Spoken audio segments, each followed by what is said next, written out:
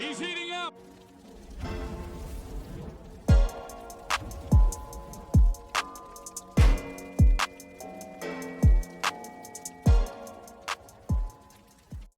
All right, so I'm not gonna lie, I did not think they was gonna close this game out. Miami 102, Chicago 91. Miami Heat faced the Milwaukee Bucks, 1 seed AC, first round. The interesting thing about this game is it was almost a mirror image of all the stuff that went wrong when they played Atlanta. How does your game plan not change? Or if you tease the game plan is going to change, actually change it. Right off the bat, we knew what the problem was. Vucevic was going to beat them up inside. DeRozan was going to get to his spots in the mid-range. We knew who Patrick Beverley was going to guard. We knew that Andre Drummond was going to be an issue at one point in the game because simply he's one of the best rebounders that we've seen in the last 10 to 15 years. Statistically speaking, that's a fact. If you go look it up, one of the best rebounders in that span. Early on, the thing that set the tone for the game was Patrick Beverley on Tyler Hero. In these situations, Tyler likes to get off early. Get going. You'll see him put up maybe 5 or 6 shots early, test the water, see how he's feeling. He did that, didn't get off to a good start. Patrick Beverley was in his grill. Physical with him, pestering him, swiping at the ball. Because sometimes Tyler can get a little loose with it. Pat Bev was Pat Bev, and that was going to cause a problem. Already knew that going into this game. You needed guys to hit shots, hit big timely shots. None better than Max Strus to come out, hit 4 of his first 5. I think he hit 5 of his first 7. He had 23 points in the first half, 31 for the game. That's an important way that you can step up and take the pressure off Jimmy. The other way is for Bam Adebayo not to have just 8 points in 8 points in the biggest game of the season, but he did chip in. He had 17 rebounds. Tyler, he had 12 points, 7 assists, 8 rebounds. Jimmy, he had 31. He had 9 in the first half, 22 in the second half, and Miami closed on a 22-6 run. Okay, about I want to say 6 minutes and 17 seconds to go. Kobe White hits a 3, 85-80. From that point on, 22-6 run. Jimmy really came alive, did Jimmy things, was finally able to finish in the paint, draw fouls, get to the free throw line, old-fashioned three-point play. There was a stretch where you started to see the gap increase. Not the gap in the scoreboard because it was always within 5 or 6 points. The gap in the energy level. Just a simple thing. The level of energy that was being expended, Chicago was the more desperate team. Andre Drummond came in, 8 boards. And if I'm not mistaken, he had 6 of those in that time span, the start of the fourth quarter. He had about 4 or 5 of those. Okay, finishes at the rim. You come in, you draw guys, you kick out for a 3. You drive in, nobody helps. You drop off to the big man, and that's what they was doing. They was picking Miami off left and right with that, especially when you get that switch. Bam was getting screened. Max Strus was getting screened by Vucevic. They switch it. I don't know why they keep switching it, but you get the big on a little, you punish them down low. Max Strus kept getting stuck on Vucevic. They was eating off of that. That's where the momentum started to shift. Then DeRozan started going with his mid-range game, causing problems. Now you have to force Jimmy to switch. You have to put Jimmy on DeRozan, so you don't know what he's going to look like offensively coming down the stretch. He showed up. Big players make big-time plays. He came and did his thing. My biggest concern is this.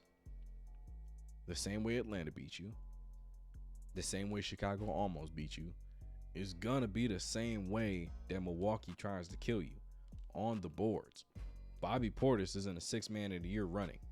His numbers indicate that he is going to try to punish you on the boards, be physical, back to the basket, mid-range, face-up game, whatever the case may be. He's going to try to punish you, okay? I expect him to have a couple games where he's in the 20 and 10 range.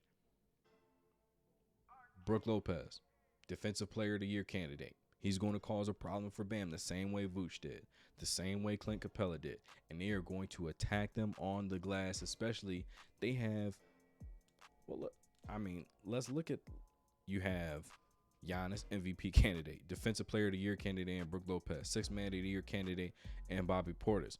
Those are your three-headed monsters as bigs. Those are your bigs, and they all can get you 10 to 15 rebounds on any given night, and especially going against Miami, they're going to have some games where all of them are between 8 and 12 rebounds.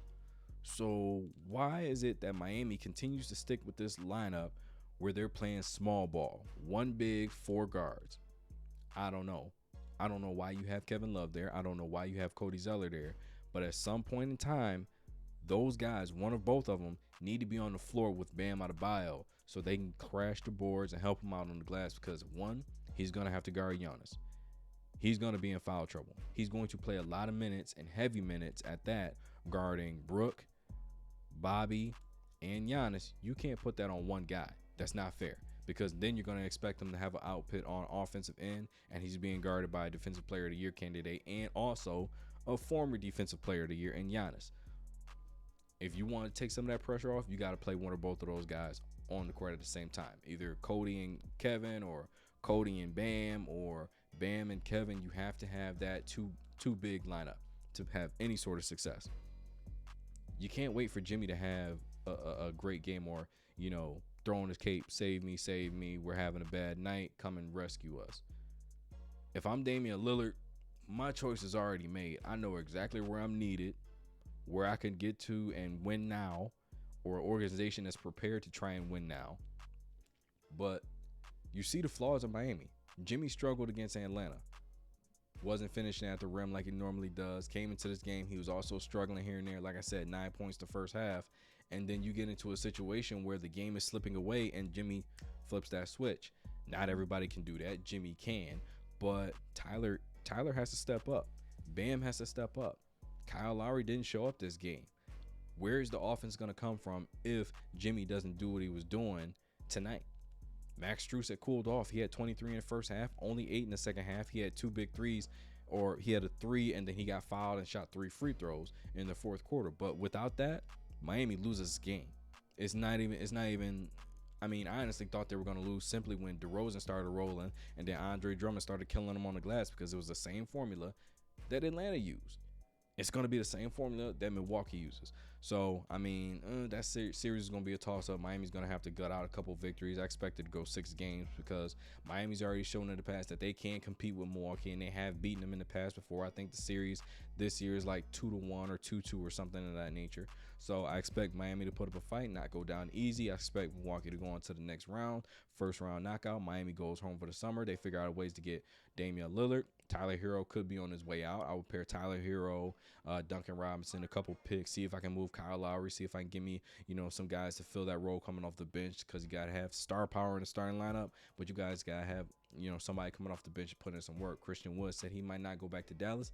That might be a solution. You want 2 bigs in the starting lineup that can do dynamic things, handle the ball, shoot, post up, block shots. Christian Wood and Bam, Jimmy Butler, Damian Lillard, and then you have, Gabe Vincent or Strus or whoever else in that starting lineup. But that's what I'm hopeful for.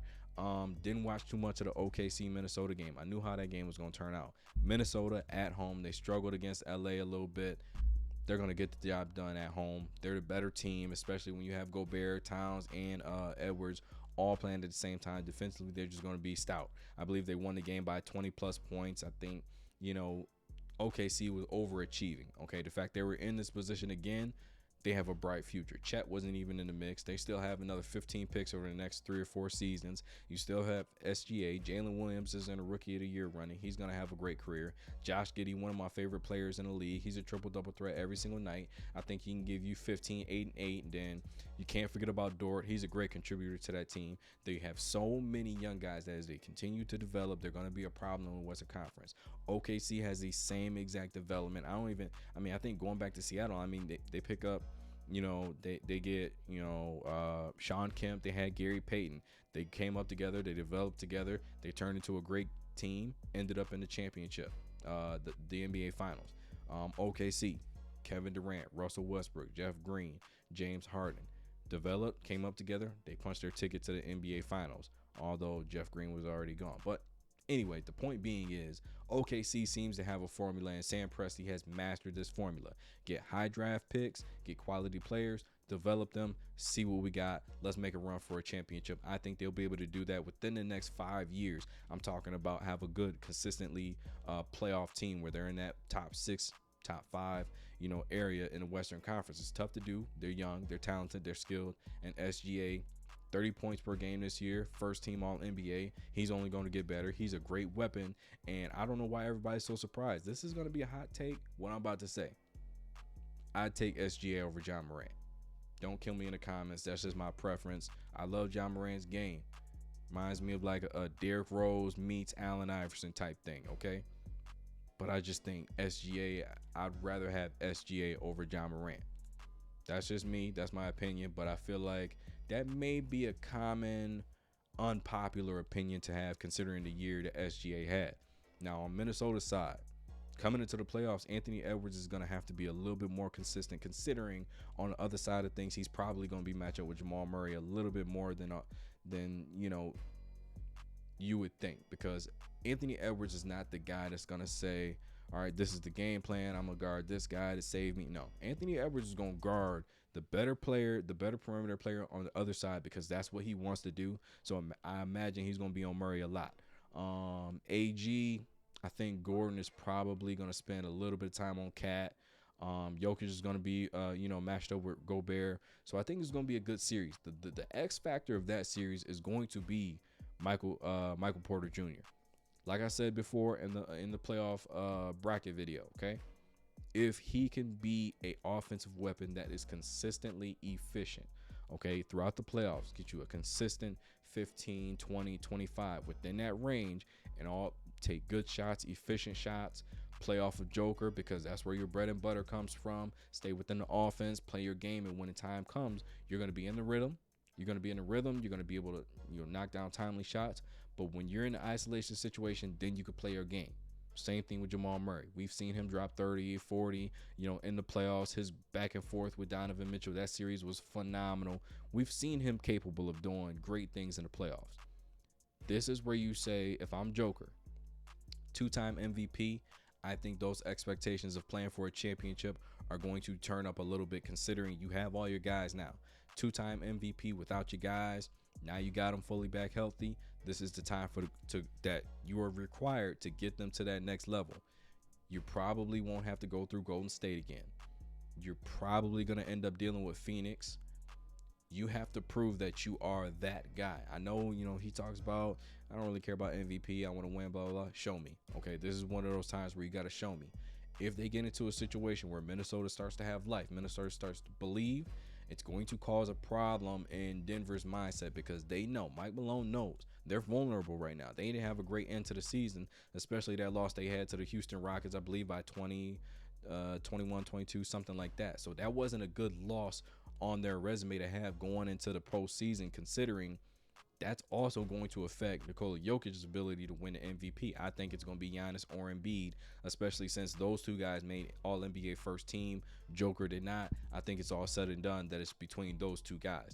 Now, Denver should win this series. I'd say, I don't want to say 6 games, because I think Minnesota has those lapses where they just don't know how to play together. If I'm not mistaken, after the first quarter of the season, the Minnesota Timberwolves starting 5 had the worst lineup in the entire NBA.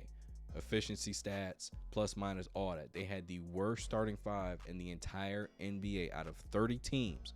I mean, that includes Houston. That includes the absolute worst lineup. So that's going to happen at every now and then. It's going to be an issue. Can you keep that group on the floor together? How often do you play Gobert, and how often do you match him up with Joker? I think Karl Anthony Towns can accept that challenge and guard him every now and then. But if you're going to be battling offensively and scoring in the high 110s, 115s, 120s, around that range, and try to get a win, I mean, neither of those two teams are great defensively. They're not really stout defensively, at least in my estimation. There's too many guys on the other side for Denver and for Minnesota where you say, I think I can get off on that matchup. You know what I'm saying? I think I can go to work on that matchup.